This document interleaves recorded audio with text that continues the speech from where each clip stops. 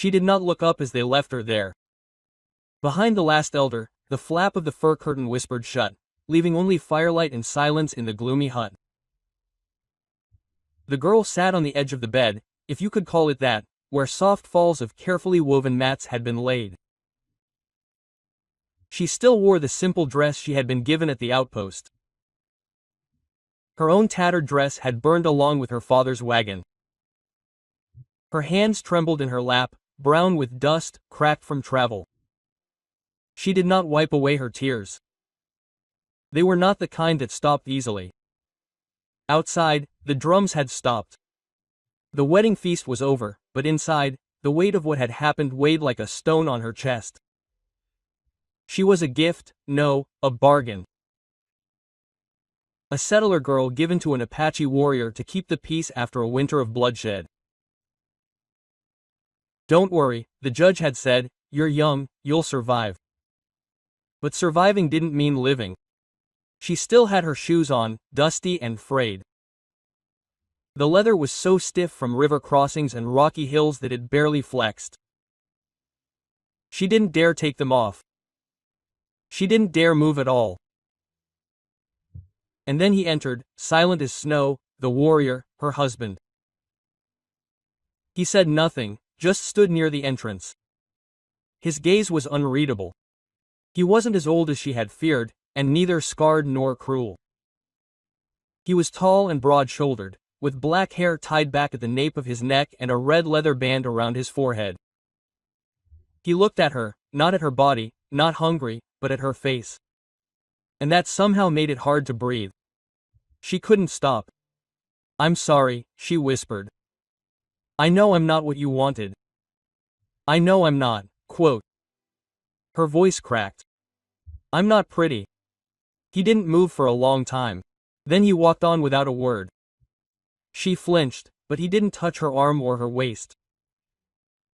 He dropped to one knee in front of her as if it were the most natural thing in the world and wordlessly touched the laces of her right shoe. She froze as he untied the hardened knots. The leather came loose with a dry gasp and her foot, red, blistered and dirty, trembled in the firelight. Still without speaking, he reached for a cloth, dipped it in a basin beside the bed, and began to gently wash her foot, stroke by stroke. He didn't look up, didn't ask for anything from her, didn't even expect thanks, but simply kept his head down and touched her reverently. When he was done, he put the cloth aside, stood up, and turned to stoke the fire. March made way for her, but she couldn't stop staring at the wet imprint her foot had left on the floor. No one had ever washed her feet before. No one had ever made her feel holy. She did not sleep that night, not even when the fire died to coals and the wind outside died to a soft hum. The furs beneath her made her bones soft, but her mind raced with the questions she could not ask. The warrior had spread another blanket nearby. He did not touch hers, but he was close enough that she could hear his slow, steady breathing. He had not tried to speak, had not tried to touch her. He simply existed there like a mountain, steadfast and unwavering. When morning came, she expected orders, demands, and regulations about what a wife must do. But he left without a word, letting the door gently close behind him. She sat there for hours, not sure whether to follow him or remain seated. Finally, a girl about her own age came in. Apache with soft brown eyes and a braid that reached down her back. She said nothing, but handed her a folded garment of soft deerskin and gently gestured to her dress. The settler girl, she still saw herself like this, even though her old life was gone, hesitated. Do I have to wear this? She asked barely louder than a whisper. The girl didn't answer. She just smiled a little and left. He returned in the afternoon. She hadn't eaten or moved much, but she had finally transformed into the deerskin and somehow it felt as if she were shaking off something rotten. The warrior came in, holding a wooden bowl with something steaming in his hand, beans, pumpkin, herbs. He offered it to her without a word and sat across from her while she ate. She could barely swallow under his gaze, but he didn't seem to judge her. He just watched with quiet intensity, as if trying to understand something without words. Finally she broke down. "You don't want me here, do you?" Her voice trembled. "This wasn't your decision." Still, he said nothing. But this time he didn't look away. He reached slowly into the leather pouch at his belt and pulled something out. A row of small carved stones that had become smooth over time and were warm from his body. He set it into her palm. "My sister wore these before she got married," he said finally. His voice was low and deep, like wind through the walls of a canyon. "She died last winter." She looked down at the stones. They were shaped like river pebbles, but painted with delicate, simple designs. "Why are you giving them to me?" she asked. "You don't even know me." He paused, then said, "Not yet." That was all. He stood up again, went out, and left her with the necklace in a hand that no longer seemed to be hers. That night she placed it on the bed between herself and the child and slept for the first time since the world had changed.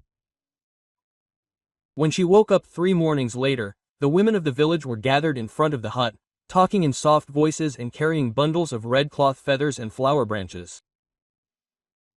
Her husband, she still couldn't bring herself to say his name aloud, was nowhere to be seen. But the girl with the long braid returned. This time not with clothes, but with a purpose. She motioned for the settler girl to follow her, and without knowing why, she obeyed.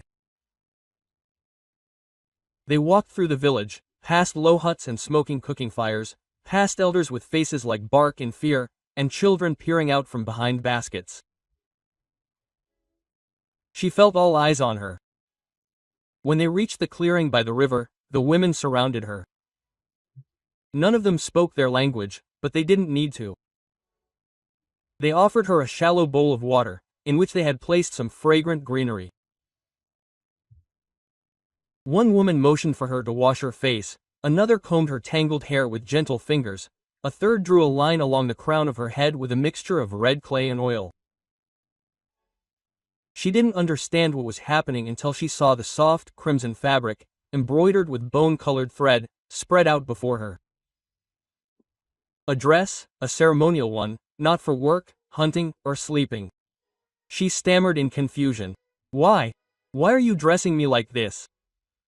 But here too the answer came in looks, not words. As they helped her step into the garment, she realized that this was their version of a wedding. A real contract, not a handshake between angry white men and stoic warriors. Not a secret contract. This was for her, for them, for him. She was welcomed, not surrendered. It startled her, and then it shattered something inside her that had been frozen since her arrival. As she was led back through the village, her cheeks were moist. In the hut he was waiting, freshly washed and dressed in a new buckskin coat that clung to his body like armor. His long hair was tied back at the nape of his neck with a red cord. The elders stood nearby. When he saw them, he did not stare, did not grin, did not look away. He bowed his head once in respect, as if he knew how important this moment was for them. One of the elders spoke a few words in Apache, slowly and rhythmically. Then he placed a carved staff between them. She did not understand the words, but she understood the gesture. Step in, and now they are both part of it. And so she did. Her bare feet crossed the line, her hands trembling. He reached for them, held them firmly, not tightly, not possessively, just enough so that they did not feel alone. When the elder had finished speaking, the villagers murmured soft agreement, and then the two fell silent again. That night she sat on the bed, this time not crying, but uncertain. And again he knelt down. Without a word, he took her feet in his hands, untied the leather thongs, and brushed off the dust that had collected as she trembled through the village. His touch was gentle and reverent, as if it were made of silk. She closed her eyes and for the first time did not feel ugly. She did not know how to behave as a married woman. In her world, women folded the laundry, had children, and kept their faces covered at dinner while their husbands talked business and politics. But here, nothing looked the same. There were no table linens, no drawing rooms, no Sunday benches, only woven mats, carved bowls, fires that never went out, and people who communicated more with glances and offerings than with explanations. Man, this Apache warrior, who had never touched her without reason or permission, treated her less like a wife and more like a guest who was still considering whether to stay. That morning, he brought her bears in a carved wooden cup and set them down by her feet with a nod. Later, when she went to the river to wash, she turned to see him quietly placing a thin, woven scarf on a nearby rock in case she got cold. He said nothing, simply walked away. But something changed inside her. It wasn't that she was falling in love, not yet. But the fortress she had built in her chest was not quite as high. He had asked for nothing, demanded nothing, not her obedience, not her touch, not even her gratitude. She thought of the way the man who had arranged their deal, a man on her city council, had spat out the words. "This will keep her off our land," as if it were a blood payment, as if she had no name. But this man, this Apache, didn't even seem to need one from her. Of course he had his own name, Nanton, but he had never forced her to say it. That night she sat by the fire outside their hut and watched him carve something into a strip of bark. His brow was furrowed in thought and his fingers moved with slow precision. She didn't ask what he was doing, she just watched. And then, after what felt like hours, he looked up and said her name softly, the first time he had ever said it. Perhaps exactly that, as if he had had the sound in his head for days and was only now daring to say it aloud. She blinked. "Do you know my name?" He nodded once and said nothing more. The fire crackled between them. Later, in the silence of their shelter, she lay on her side, not touching him, but aware of every breath he took. "I thought you hated me," she whispered into the darkness. "You didn't ask for this?" "Me neither." No answer. Only the rhythm of the fire against the walls of the cabin and the steady sound of his breathing. But when she turned slowly and hesitantly, she saw him lying there, still awake, his eyes open, watching her without judgment. His gaze showed no pity. They harbored no expectations, only a presence. She said no more, and neither did he. But the silence between them no longer felt empty. It felt full, as if words could destroy something sacred that took root. When she finally fell asleep that night, she did so without tears, and when she awoke, her shoes were already polished by the door. May had noticed that the women were watching her, not sullenly, not with contempt, but with quiet patience. She didn't know how to respond. They didn't rush her or press her, but every time she went outside to fetch water or go outside, she caught their glances and quiet nods. No greetings, no invitations, just acknowledgments, as if they had seen her, had really seen her, and were waiting to see what she would do with that visibility. That morning, Nanton set out before sunrise. He didn't tell her where he was going, but simply handed her a small bundle wrapped in fur and gestured toward the hearth, where fresh embers waited to be kindled. She waited until he was gone before she opened it. Inside were corn cakes wrapped in cloth, a strip of smoked meat, and a tiny carved comb that was clearly too delicate for his use.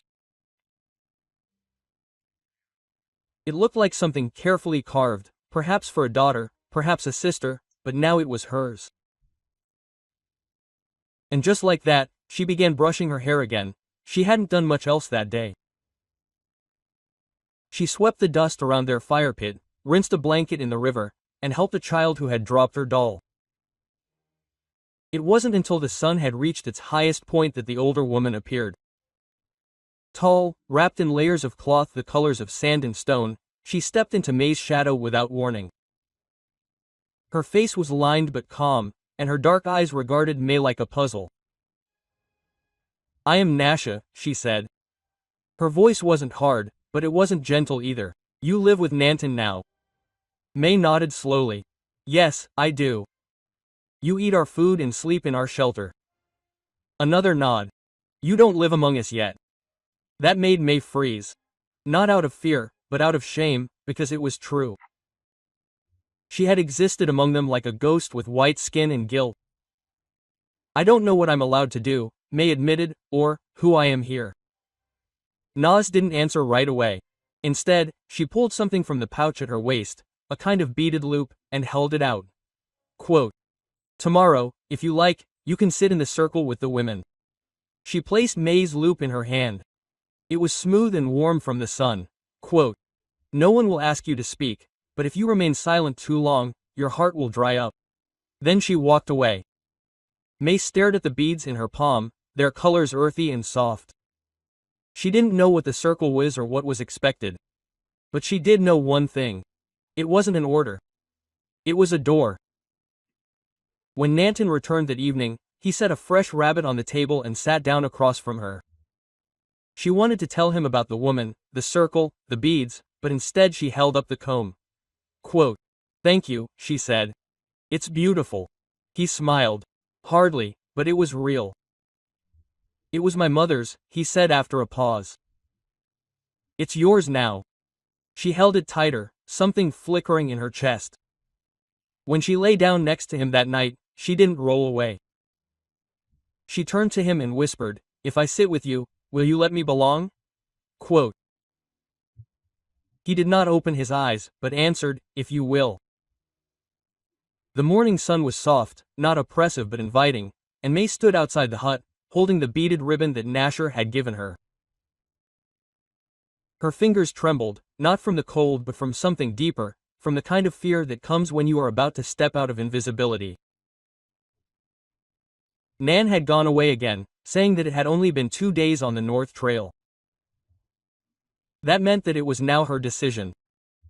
No translator, no calm presence beside her. Only May and the circle she did not understand. Nevertheless, she followed the distant laughter of the children and the smell of the bubbling labyrinth to the eastern edge of the village, where the women were gathered under a low-hanging tree. They sat in a circle, cross-legged, busy with various tasks. They strung beads, painted herbs, and twisted fibers into rope. When she arrived, no one looked up, but she could feel that they had noticed, felt that how the silence settled around her, like the wind around a stone. May hesitated at the edge. For a second her feet would not move, but then a little girl, perhaps 5, with 2 pigtails and a fiery smile stood up and came over. She took May's hand and tugged wordlessly. The circle opened and May stepped inside. No ceremony, no introduction, just a space made for her and the warmth of bodies that had learned to survive by leaning against each other. Nasher was there, of course, and next to her was a younger woman whose gaze wandered curiously to May's pale skin. Another offered a threaded spindle. It was a simple movement, but May received it with awe. She had never spun yarn before, not like this, but her fingers remembered old habits. Mending clothes, mending socks, braiding her mother's hair, other movements, the same care. After a while, a soft voice beside her said, I am Ta. May glanced over at the younger woman, perhaps 20, with a necklace of river stones and sharp eyes that saw everything. May, she whispered. Ta nodded. Her husband is not unfriendly. May blinked. He is not number. That helps. Quote. Tiba paused, then reached into a small basket and pulled out a piece of soft dyed fabric. You don't have to wear their clothes, but you shouldn't wear white here. It scares the little ones. Quote. May looked down at her faded wedding dress, now covered in dirt and wear. She hadn't thought about what it might look like. Thank you, she said, taking the cloth. T shrugged, but there was a gentleness in it. You can sew a little. Okay, we'll teach you the rest. Hours went by without end. Laughter rang out like birdsong. Once, without explanation, a baby was handed to May. She froze. Her heart raced. But then the child snuggled up to her as if it belonged there. And she wouldn't let go. As the sun began to dip to the west, Nasha stood up. "Come back tomorrow," she told May, as if it were a foregone conclusion. May nodded and swallowed hard. Her throat ached not from the silence, but from the effort of holding back tears. As she walked back to her hut, the cloth under her arm, the warmth of the baby still against her chest, Maya realized that not once that day had she thought of being given away or unwanted. The circle had not healed her, but it had set something in motion, a slow sowing, a rediscovery of herself that she had forgotten.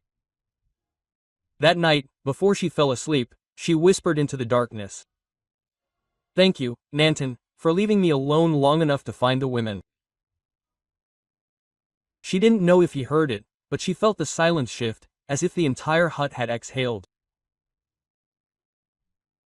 May hadn't seen him in 3 days, not since she had joined the women's circle, not since she had sewn her first beadwork onto the soft robe he had given her. But that morning, as she sat down beside the stream where she washed the day's laundry, she saw movement through the trees, broad shoulders, leather boots, a braid falling down his back. Nanton, he didn't call to her. He simply crouched on the bank, unbuckling a water bag and filling it, his movements slow, deliberate. Mazer remained silent, unsure if he had even noticed her. But as he stood, he turned and his eyes met hers. For a moment, they didn't move. Then Anton nodded, barely perceptibly, and turned into the forest, slowly enough that she could follow him if she wanted to. She did so. She wiped her hands, gathered up her skirt, and stepped onto the path behind him. He said, "Nothing, neither can she." The forest canopy flickered above him, painting the earth, moss, and rocks in golden hues. Their footsteps were the only sound, his softly grounded. Hers quieter, but steady now. After a while, the path widened and Nantor slowed until they were walking side by side. Still no words. May looked up. He expected the silence to be uncomfortable, but it wasn't. It felt full, like a fire that doesn't crackle but still warms. "I sat with the women," she said finally. Her voice was softer than she intended. "I made yarn." Nan's lips curled up a little, as if he didn't want her to see. "Good," he said, "you can teach in many ways." "That's right," she nodded. "They gave me another dress." He glanced down briefly, then back up. "You look strong in it." May laughed softly, surprised by the sound of it. "I didn't expect that word." "It's the right one." A bird swooped overhead. The breeze picked up. May's hand brushed his once by chance, and neither of them moved away. A little further on, they reached a clearing. There stood a half-finished wooden frame, the beams tied together in a perfect square and raised high. "For whom?" she asked, pointing. Nan didn't look at him. "For you, if you stay." Her breath caught in her throat. She didn't answer. "Not yet."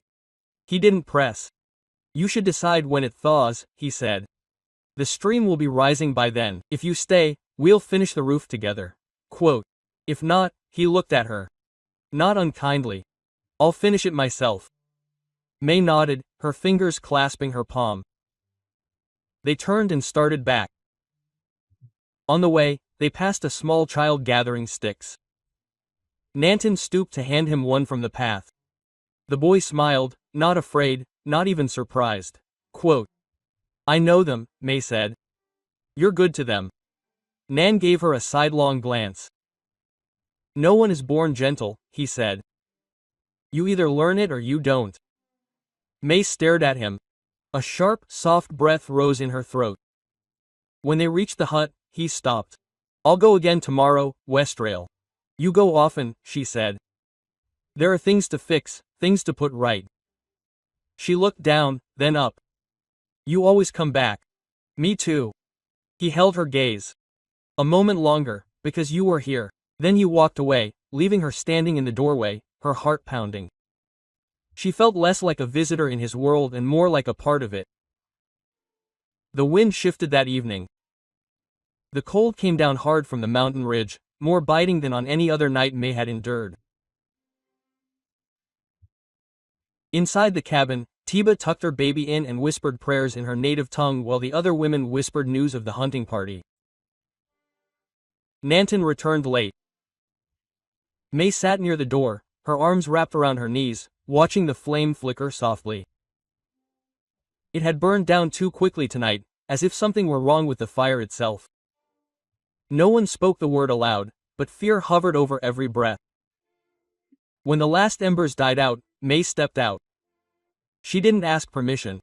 She simply walked into the darkness. Her boots crunched in the frost, her hands buried deep in her sleeves. The forest lay still there, but not empty. The air was thick with cold and something else. Expectation. She made it. She rode to the edge of the clearing before she stopped. Her eyes searched the trees. Nothing. Her lips trembled. "You said you'd come back," she whispered into the wind. Her voice choked up instantly. She took another step, then another, until the cottage was just a memory behind her, and then the sound of hooves, faint, not far away. She turned. In the darkness, a figure appeared, tall, calm, familiar. Nanton, he rode alone, covered in snow, his braid half undone, a cut on his temple, but upright, alive. May didn't run to him, she waited until he dismounted and took the last few steps himself. "You're late," she said, her voice cracking despite her steadfastness. "Yes, you're bleeding. Yes, are you hurt?" "Only in the most insignificant places." May looked at him in the darkness. "You said you'd come back. And I came back." He reached up and brushed a strand of hair from her cheek. "I had to find something first." He reached into the small sack. He tied it to his belt and pulled out a cloth-wrapped bundle. Slowly and reverently he opened it, revealing a pair of soft doeskin slippers, hand-sewn with beaded sunbeams on the toes. May gasped. "You made these, not me, my sister. I asked her to make them for a woman who would walk beside me, not behind me." Quote. He dropped to one knee, not ceremoniously but carefully, lifted her foot, and slid off the worn boot. Her sock was damp and frayed at the heel. He didn't flinch. He pulled it off and carefully put the new shoe on her. Then the other. She stood still, her eyes wide, her throat tight. "You're barefoot," she said. "It's freezing." "I walked here with you in my coat," he said simply. "You need them more." May stared at the shoes on her feet, at the man kneeling before her, and something burst open in her chest. Not pain, something warmer, something terrible. "Nanton, you don't have to say anything." He looked up at her, "But I will. I see you, May, just as you are. And you are not a burden. You are not a disgrace. You are not ugly. You are the woman I would build a roof for twice." She choked on a laugh, a sob, maybe both. He rose slowly, powerfully again. But somehow softer.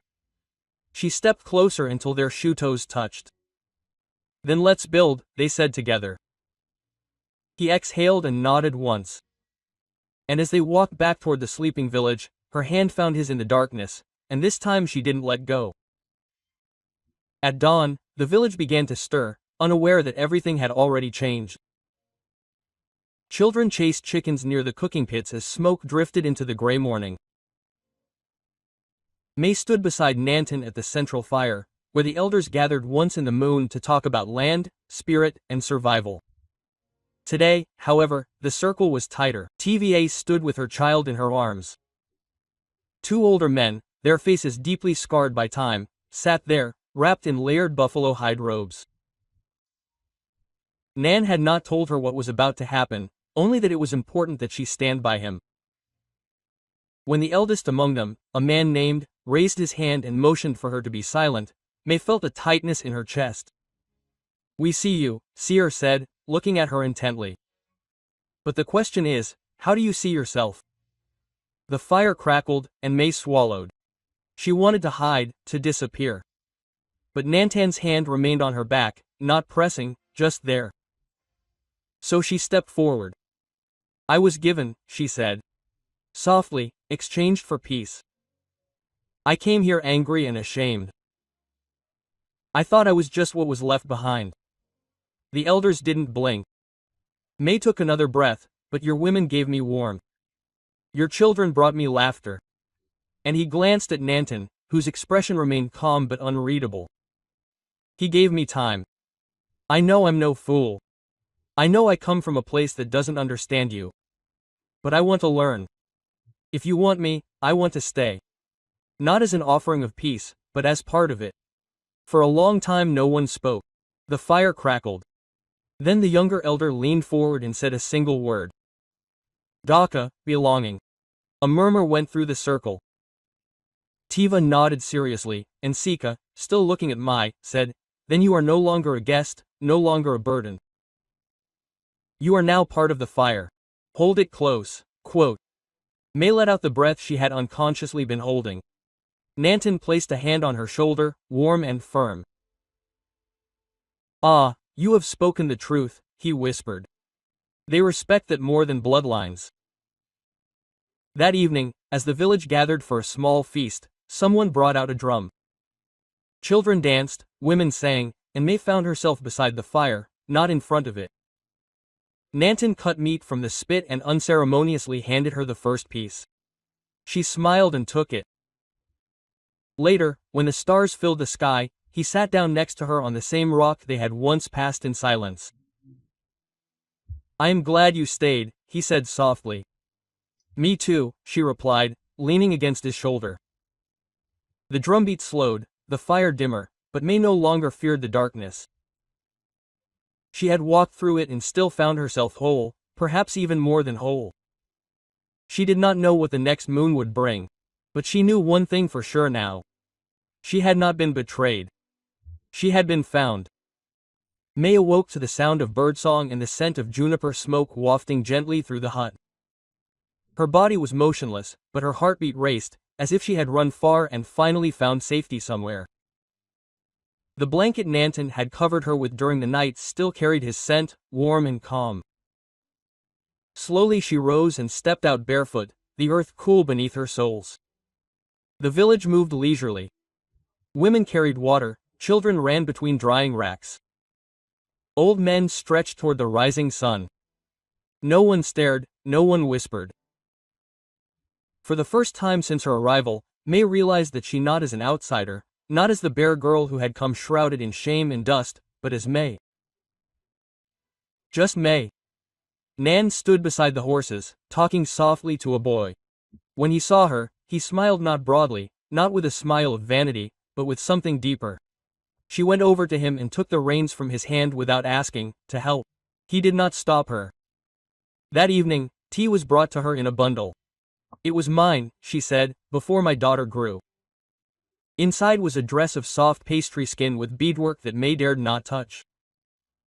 You don't have to wear it, Tar said. But it would be good if you did. May wore it that night. The village gathered again. This time not for a council meeting, but for celebration. There was no wedding ceremony as she had imagined back in the settlement.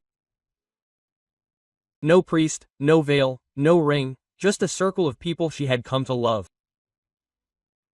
A fire that would never judge her. And Nantan, waiting as if he had always known she would say yes without a word. And she did. Not out loud, not in a speech, but in the way she stepped beside him and took his palm in hers. It was enough. A child wore a single red thread around its wrists, a silent custom of unity, and the elders watched with eyes that held storms and seasons. May did not cry, not because she was not moved, but because there was no reason to cry anymore. No more shame, no more fear, only peace, only belonging. As the stars blossomed in the sky and the fire became glowing coals, Nantan brought a basin of warm water and knelt before her again. She blinked again. He kept looking up, and as he washed her feet, not to cleanse them, not to comfort them, but to honor them, May leaned down, cupped his face, and whispered, "Now I see you." He smiled, and I see you. No one cheered, no one needed to. Their silence was the loudest blessing of all. In the distance a coyote howled. The world continued to turn, indifferent and wild. But for May everything had changed. She had gone from rejection to awe, from purchased shame to holy love.